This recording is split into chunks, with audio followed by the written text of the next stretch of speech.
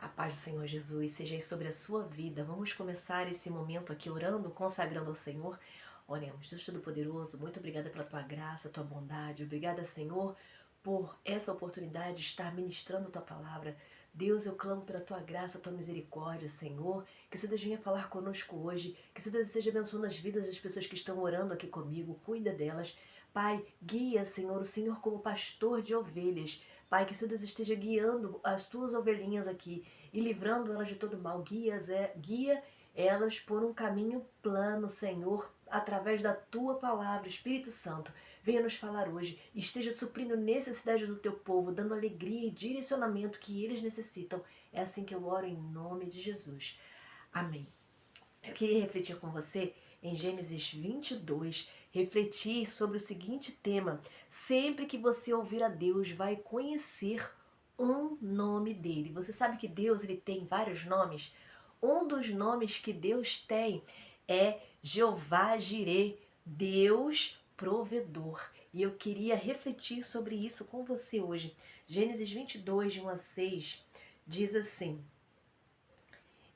passados algum tempo, Deus pôs Abraão à prova, dizendo a Abraão: Abraão, ele respondeu: Eis-me aqui. Então disse Deus: Toma seu filho, seu único filho, Isaque, a quem você ama, e vá para a região de Moriá. Sacrifique-o ali como holocausto no monte que eu indicarei. Na manhã seguinte, Abraão levantou-se, preparou o seu jumento, levou consigo 2 dos seus servos e Isaque, seu filho. Depois de cortar a lenha para o holocausto, partiu em direção ao lugar que Deus lhe havia indicado. No terceiro dia de viagem, Abraão olhou e viu o lugar ao longe. Disse ele aos seus servos: Fiquem aqui com o jumento enquanto eu e o rapaz vamos até lá. Depois de adorarmos, voltaremos. Olha o que ele disse: depois de adorarmos, voltaremos. Abraão pegou a lenha com o holocausto e o colocou nos ombros de seu filho Isaque, e ele mesmo levou as brasas para o fogo e a faca. E caminhando os dois juntos, Isaque disse a seu pai Abraão: Meu pai? Sim, meu filho, respondeu Abraão. Isaque perguntou: As brasas e a lenha estão aqui, mas onde está o cordeiro para o holocausto? Respondeu Abraão: Deus mesmo há de prover o cordeiro para o holocausto, meu filho. E os dois continuaram a caminhar juntos. Quando chegaram ao lugar que Deus lhe havia indicado, Abraão construiu um altar e sobre ele arrumou a lenha, amarrou seu filho Isaque e o colocou sobre o altar, em cima da lenha. Então estendeu a mão e pegou a faca para sacrificar seu filho. Mas o anjo do Senhor o chamou do céu: Abraão, Abraão. E ele disse: Eis-me aqui. Respondeu ele: Não toque no rapaz, disse o anjo. Não lhe faça nada. Agora sei que você teme a Deus, porque não me negou seu filho, seu único filho. Abraão ergueu os olhos e viu um carneiro preso pelos chifres num arbusto. Foi lá pegá-lo e o sacrificou como holocausto em lugar do seu filho. Abraão deu àquele lugar o nome de O Senhor Proverá. Por isso até hoje se diz: No monte do Senhor se proverá. Aqui, sobre essa passagem eu já preguei, né, na semana passada, se não me engano, ou retrasada. E mais uma vez o Senhor ele vem me falar aqui em cima desse texto sobre quando nós ouvimos a voz do Senhor, nós conhecemos um dos nomes dele. Abraão estava sensível à voz de Deus. Abraão ouvia Deus, Abraão era obediente. Na verdade, Deus estava testando Abraão. Deus não queria sacrifício humano, mas Deus estava testando Abraão. E no momento em que Deus pede seu único filho, era o filho da promessa, né? Em que ele vai lá e ele prepara o seu filho, ele faz tudo conforme é agradável ao Senhor, né? Como se fosse uma oferta ali de um animal, mas no lugar era o seu filho. Ele coloca seu filho ali, ele prepara tudo.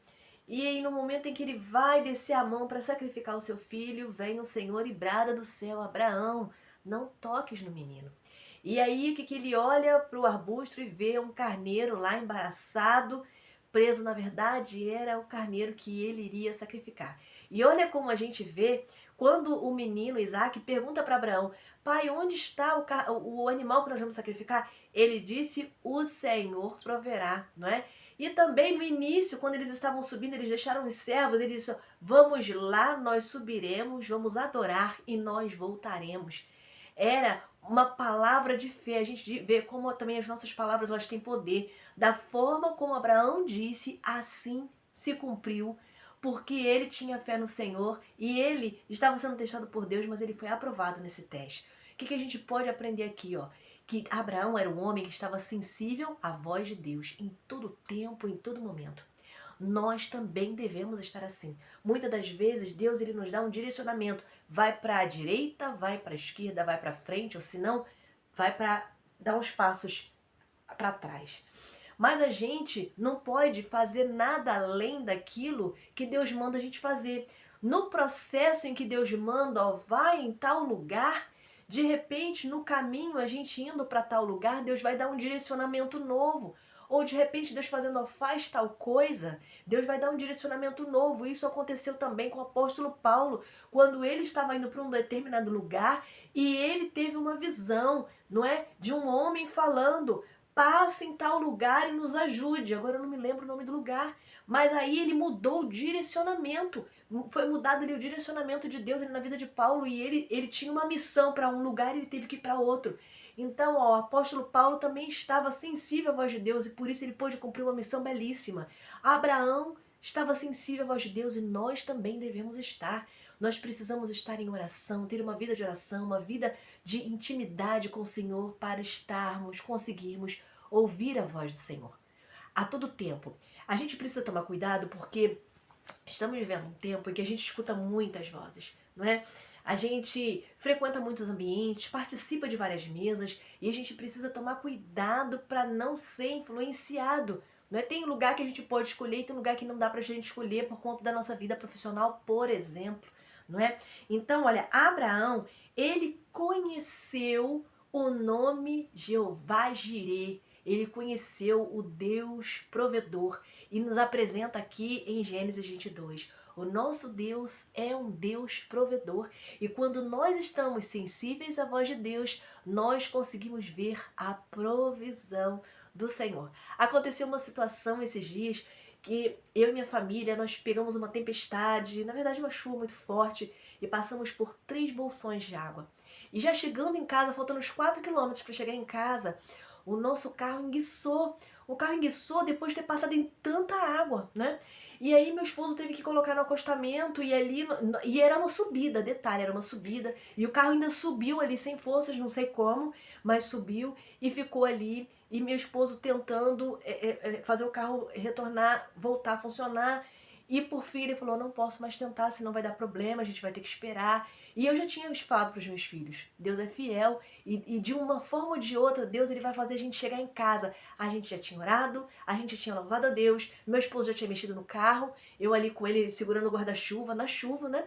E aí, eu falei para os meus filhos e eles estavam muito tensos, preocupados, e eu falei assim: vocês não se preocupem, porque de um jeito ou de outro, Deus vai prover a nossa chegada em casa. E aí a minha filha estava quietinha atrás orando e de repente, menos de um minuto que meu esposo falou que não podia tentar mais, deu alguma coisa nele, ele girou a chave. E o carro pegou. Para a honra e glória do Senhor, uma noite fria, chuvosa, muita chuva e conseguimos chegar em casa para a honra e para a glória do nome do Senhor. É isso, Deus ele provê na nossa vida aquilo que a gente precisa, aquilo que não tem condições de fazer. Se a gente fosse chamar um socorro ia demorar muito, se a gente fosse chamar um socorro de alguém para nos ajudar ali, ia demorar também por conta das questões climáticas que a gente estava vivendo. O nosso Deus é um Deus provedor. Talvez você também tenha testemunhos de momentos difíceis que você vivenciou e que Deus proveu na sua vida e de repente você esteja vivenciando situações difíceis. Ouça a voz de Deus. Seja direcionado por Ele e tenha você suas necessidades supridas. Muitas das vezes também, situações difíceis que acontecem na nossa vida são um teste de Deus. O Senhor ele quer ver como a gente vai fazer para ver como vai ser o nosso testemunho, como vai ser a nossa vivência, para ver se a gente vai revelar o caráter dele, não é? E ele quer nos promover a níveis maiores, a patamares maiores. E quando eu me refiro a patamares maiores, eu estou me referindo na vida espiritual, na nossa fé, não é? Porque quando nós vivenciamos situações difíceis é porque ele quer aumentar a nossa fé e nossa intimidade com ele. Quando ele ia sacrificar seu filho, não é? Ele conheceu o Deus provedor. Então, olha, a gente precisa tomar cuidado com as distrações desse mundo. As distrações, até mesmo os problemas, eles podem nos impedir de ouvir a voz de Deus. Em meio a situações difíceis, não se permita distrair. Em meio às lutas e dificuldades, até mesmo as alegrias, não se permita distrair.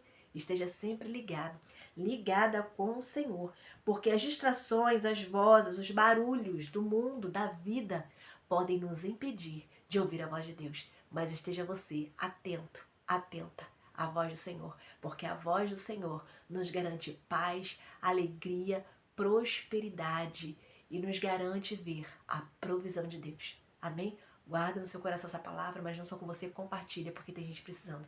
Tenha você uma vida abençoada, suprida de tudo que você necessita e não abandone o Senhor, porque Ele te ama. Fica na paz do Senhor Jesus. Um grande abraço.